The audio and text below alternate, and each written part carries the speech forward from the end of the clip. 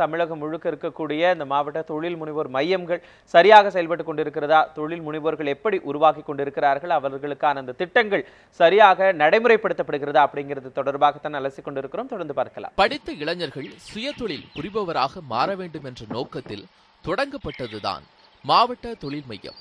புதிய தொழில் முனைவோர் மற்றும் தொழில் நிறுவன வளர்ச்சி திட்டம், மேலும் பிரதமரின் வேலைவாய்ப்பு உருவாக்கும் திட்டத்தின் கீழ் சுயதொழில் தொடங்குவதற்காக 25% மானியத்துடன் வங்கிக் கடன் பெறுவதற்கு மாவட்ட தொழில் மையம் ஏற்பாடு செய்கிறது.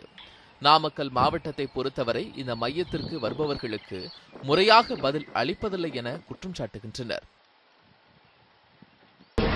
நாமக்கல் மாவட்டத்தில் சுய தொழில் தொடங்கலாம் அப்படின்னு சொல்லிட்டு நான் மாவட்ட நிர்வாகத்தை அணுகும்போது எனக்கு ஒரு வாய்ப்பு கிடைச்சது. கணினி படிப்பை ஹார்ட்வேர் நெட்வொர்க்கிங் கோர்ஸ் என்று சொல்லக்கூடிய கோர்ஸை முடிச்சிருக்கேங்க. இது முடிச்சுட்டு நான் வேலை வாய்ப்பு சுய தொழிலாக தொடங்கலாம் அப்படின்ட்டு கடன் பெறுவதற்காக வங்கியில் அணுகும்போது என்னை முறையற்ற முறையில் ஆவணங்கள் கொண்டு வர சொல்வது, அலைக்கழிப்பது, இது போன்ற நடவடிக்கைகளில் ஈடுபட்டாங்க. இதுக்கு முன்னாடி படித்ததற்கான சான்றுகள், பள்ளி கல்லூரி சான்றுகள், அதுபோல் வீட்டு வருமான சான்று, நிலச்சான்று, இது போன்ற சம்பந்தமில்லாத சான்றுகளை கொண்டு வர சொன்னாங்க. நாங்களே வேலை இல்லாமல் படிச்சுட்டு ஏதோ ஒரு வேலை கிடைக்கும், அதுக்கான சுய தொழிலை தொடங்கலான்னு முயற்சி பண்ணும்போது இந்த மாதிரி பேங்க் அலைக்கழிக்கும் போது ரொம்ப மனம் வருந்தி அது கைவிட வேண்டிய சூழ்நிலை வந்துருச்சு. இது மட்டுமின்றி தொழில் மையத்தின் மூலம் பயன்பெறும் சிலருக்கும் வங்கிக் கடன் பெற செல்லும் போது பல்வேறு சான்றுகள் கொண்டு வர வேண்டும் என தெரிவிப்பதால் பெரும் சிக்கல் ஏற்படுவதாகவும் மக்கள் கூறுகின்றனர். இதனால் பல சுயதொழில் செய்யும் எண்ணத்தையே விட்டுவிடுவதாக சுயதொழில் முனைவோர் கூறுகின்றனர்.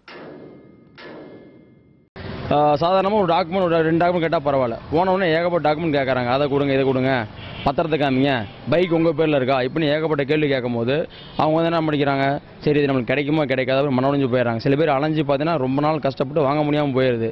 ஏதோ ஒருத்தர் 2 பேர் வாங்குறாங்க. இந்த வாங்க முடியாங்க அதிகமாக இருக்கும்போது பார்த்தீங்கன்னா அவங்க மேற்கூடி மித்தன்னு சொல்லும் போது அவங்க என்ன பண்ணுறாங்க, முயற்சியை எடுக்காமல் இது நம்மளுக்கு கிடைக்கவே கிடைக்காது, முயற்சி எடுத்துக்கிட்டே கிடைக்க மாட்டேங்குது, முயற்சியை பண்ணால் நம்ம எப்படி கிடைக்கும்னு சொல்லிட்டு மனசுடைஞ்சு போயிடுறாங்க.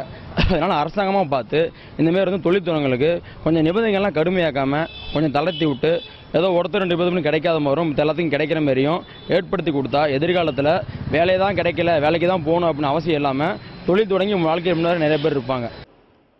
சுய தொழில் செய்ய அரசு பெரும் திட்டங்கள் தீட்டினாலும் அதை உரிய முறையில் செயல்படுத்த வேண்டிய கடமை தங்களுக்கு உள்ளது என்பதை அதிகாரிகள் உணர்ந்து செயல்பட வேண்டும் என்று மக்கள் கோரிக்கை விடுக்கின்றனர். ஸ்ரீதர், நியூஸ் 7 தமிழ், நாமக்கல்.